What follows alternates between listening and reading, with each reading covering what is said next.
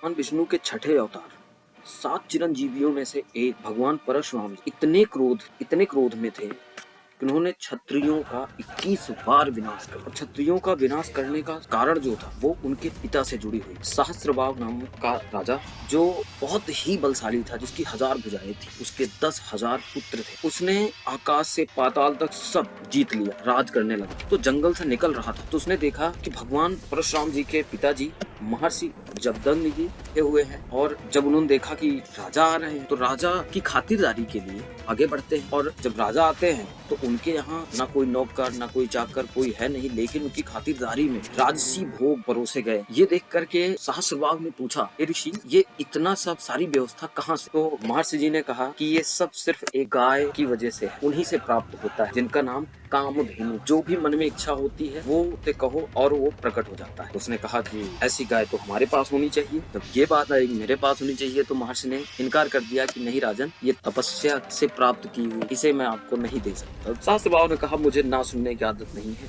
मैं सिर्फ एक ही बार कहता हूँ, और अपने सैनिकों को आदेश देता है कि गाय बलपूर्वक ले जा, बलपूर्वक गाय उठा ले जा। फिर तपस्या कर रहे थे भगवान परशुराम जी, वहाँ से आते हैं तो पता चलता है कि गाय बलपूर्वक सहस्त्रबाहु उठा ले, इनकी माता जी बताती है। तत्पश्चात तुरंत अत्यंत क्रोध में भगवान विष्णु ने भगवान परशुराम जी अपना फरसा उठाते हैं और सहस्त्रबाहु को युद्ध के लिए ललकार देते हैं। सहस्त्रबाहु भी बहुत ही बलशाली था और उसके साथ बहुत ही घमंड था उसके अंदर, उसको कोई हरा ही नहीं सकता। उसको वरदान मिला, भगवान परशुराम ने एक ही साथ 10,000 सैनिकों के सर काट दिए, सहस्त्रबाहु के 1000 गाय काट दी और सर काट के ले आते हैं। फिर जब वहाँ से आते हैं तो इनके पिता महर्षि जमदग्नि जी नाराज हो जाते हैं कि हम तो ब्राह्मण हैं, ऋषि हैं, हमें ऐसा पाप नहीं करना चाहिए, इसका पश्चाताप करो और अब तुम जाओ और जाके तपस्या करो।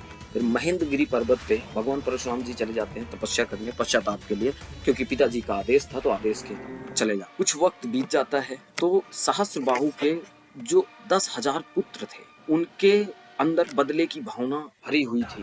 पूरा षड्यंत्र करते हैं और करके आते हैं, देखते हैं ऋषि जी ध्यान मग्न तपस्या कर रहे हैं और परशुराम महाराज जी के पिताजी का सर काट देते हैं। और तमाम अनुनय विनय करने के बावजूद भी इनकी माँ ने बहुत अनुनय विनय किया, लेकिन कोई नहीं माना और सर काट दिया। तो इनकी माँ बहुत जोर से चिल्लाई, पुकारा परशुराम भगवान को। ध्यान मग्न थे, लेकिन माँ की करुणा जैसे ही उन्हें पता चले, महेंद्रगिरी पर्वत से चले आए तो देखा माँ रो रही। कहा नहीं, विलाप करने का समय नहीं है, और उसी समय प्रण करते हैं कि क्षत्रिय वंश ही समाप्त कर दूंगा, और फरसा उठा के फिर से माहिष्मती साम्राज्य पहुंच जाते हैं। उसके 10,000 पुत्रों के सर काट देते हैं, सबको लहूलुहान कर देते हैं, खून की नदियां बह जाती हैं। सिर्फ गर्भवती औरतों को छोड़ के किसी को नहीं छोड़, सबको मार दिया। और ऐसा इन्होंने 21 बार किया।